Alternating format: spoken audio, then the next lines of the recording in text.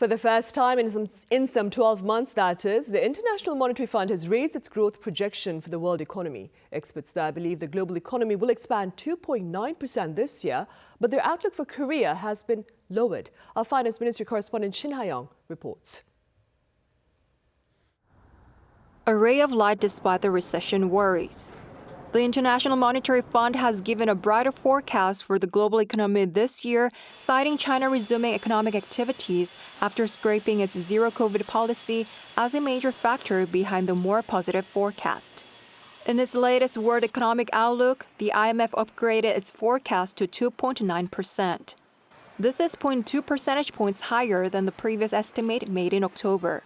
While it's still a slowdown from the 3.4% growth in 2022, the IMF said it forecasts growth will rebound to 3.1% next year. In January last year, the IMF forecast that 2023 would see economic growth of 3.8%, but since then it lowered its forecast 3 times in a row in 2022. It said its decision to now give a brighter outlook is based on steady consumption and investment by major economies as well as China's reopening and other reasons.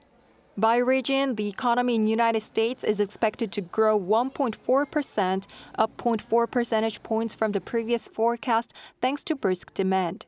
The IMF also raised the estimate for the euro area to 0.7% on the back of a drop in energy wholesale prices. China's economic growth is expected to be 5.2%, an upward revision of 0.8 percentage points.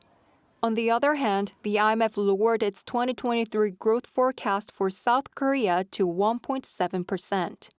It did not give a specific reason for lowering the forecast from its previous estimate of 2%.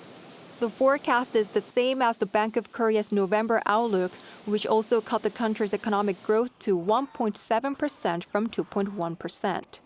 Meanwhile, the IMF said the possibility of ongoing inflation is a risk factor that could hinder global growth along with the war in Ukraine. It forecast this year's inflation to decline from last year with an estimate of 6.6%, a slight rise from the previous outlook. Shin Arirang News.